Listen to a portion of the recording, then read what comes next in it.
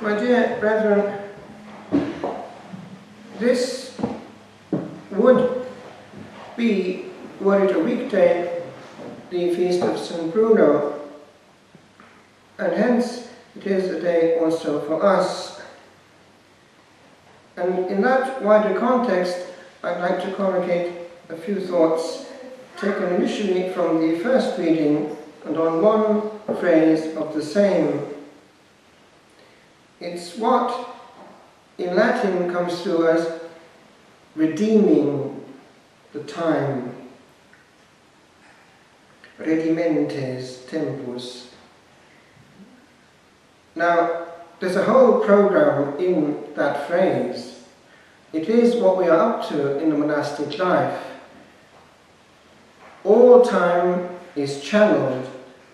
It remains under control because it's on the railway track and there are parameters, enclosure, bells, timetables, separation and therefore absence of dispersivity, leakage of interior life and energy. Time well used, all in consequence of making one initial choice in time, at a point in time which decided all other points to come, and indeed all eternity. In that context, I'd like to share just a few immediate thoughts which came to my mind because of things that have just happened. These are the bits that one remembers anyway, and on it one can attach a truth.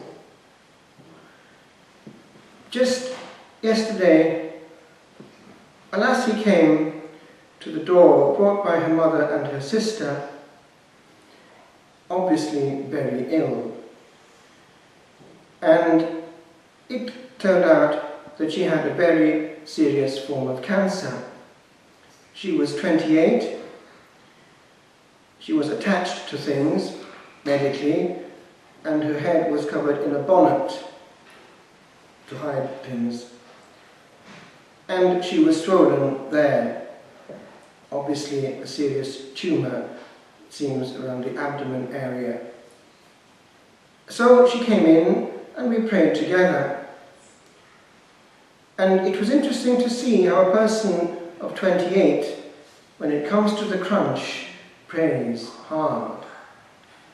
So I got the relic of the True Cross from the tabernacle of the second chapel, which I have, and allowed her to put it next to her hurting body. And for a long time she clutched it close to the cancer while we both prayed. Then I took her to the chapel and we had benediction of the Blessed Sacrament, and I made a special blessing with the Sacred Host over her hurting body. Now, just a few hours later, I was going to hear confessions in Dulique, as I would every Saturday evening, and just as I was about to go into the church, a good lady whom I knew muttered something to the effect of a person in the village who, at the age of 34, has just died under his own hand.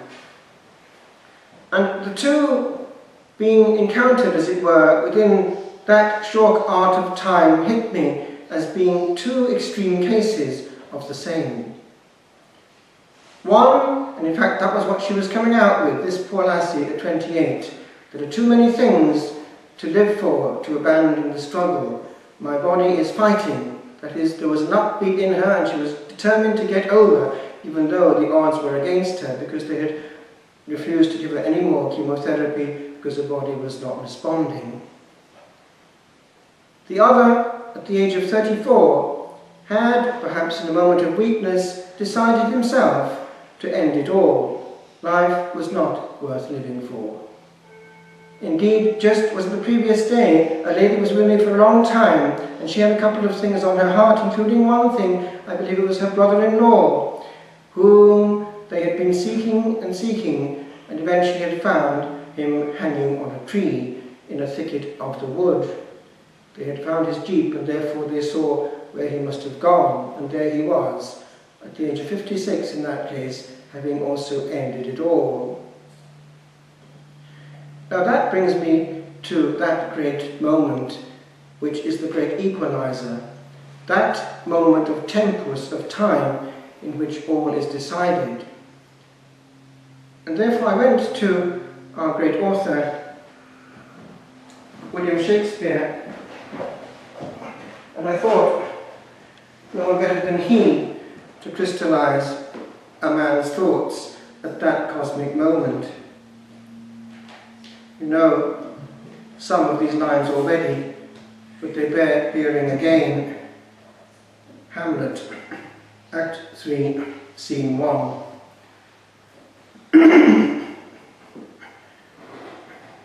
Remember that William Shakespeare died a Catholic. We have it from contemporary evidence. William died a papist, muttered somebody from the established church.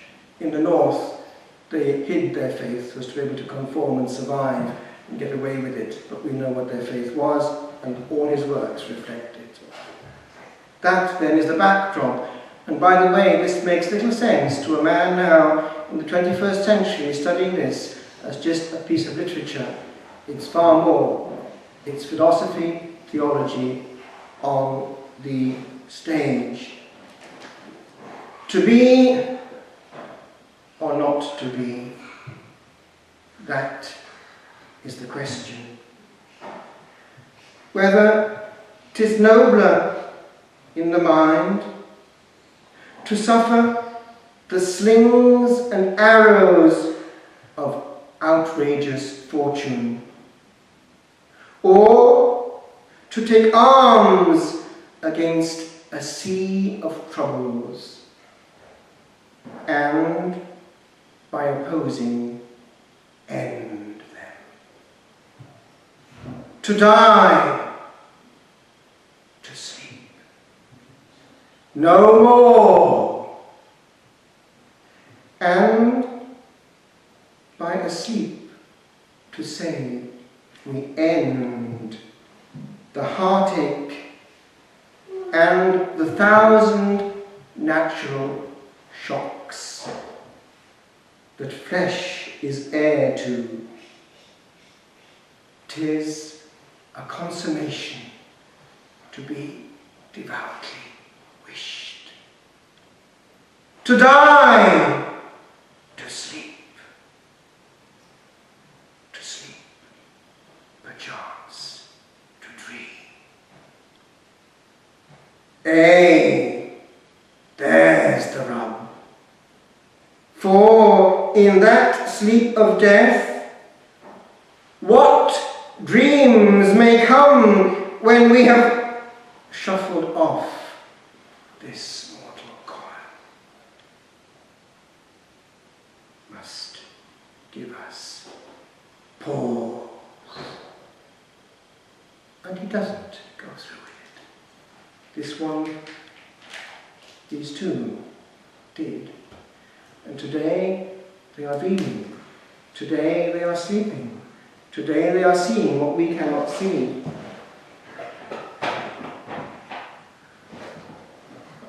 To return to St. Bruno and ourselves, remember that we have chosen to live life to the full. In this part of the world where we are, the Western Fringe, souls sought what St. Bruno sought at the Massif of the Grand Chartreuse, miles from civilization, in 3 places. One is the type of place that you're at here, a mountain far from people. The other, or one other, is this, very much sought by the Celtic monks. You can just about see it. That is a holy island, Skellig Michael, the extreme west, and still perfectly preserved the beehive cells, which they, we don't know how, constructed there without JCBs or cranes in the middle of the sea. And there lived and died in utter penance, tasting and seeing the time passing until natural death opened the gates of glory. The same where we are in North Wales, not far from where we live actually, Bardsey, exactly the same pattern. 20,000 saints are said to be buried on the holy island of Enlli, Bardsey, and still a place of pilgrimage to this day.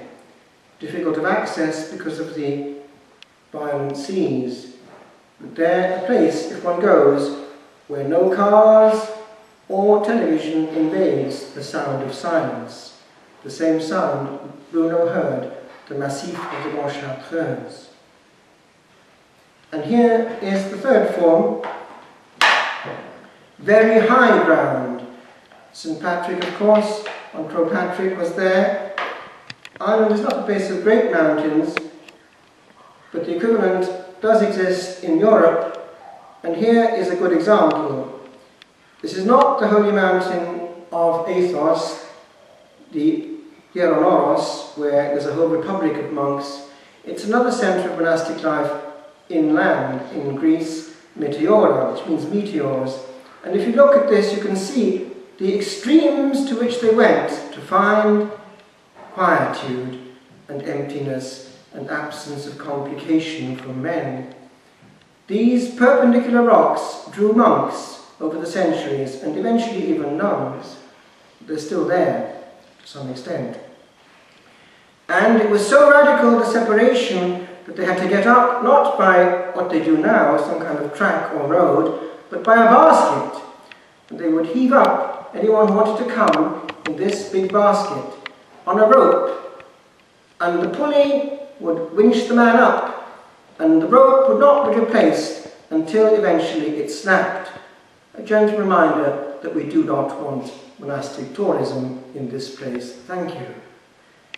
That is where we're coming from, brethren, and we must be careful, because just by distraction and lack of interiority we can become our worst enemies as we redeem the time. Just bring two things to your attention. One is the cybersphere. There, in the hearth of the enclosure, the whole world comes and enthrones itself anew, and time, once redeemed, gets sucked down the tube. Because you know what happens, don't you, on the cybersphere? We forget the time. And there we are, 1 hour, 2 hours later, and time meant for God has gone down the tube. The other is uncontrolled contact directly with souls coming to us. We must be in charge and not be controlled. It's a very difficult balance. But the true charity is divine, and in that others are loved well. Give too much to the horizontal, and we're no good, because we're not what we're meant to be. Even with one word, what was said by Paul VI, I think, to the different religious: be what you are.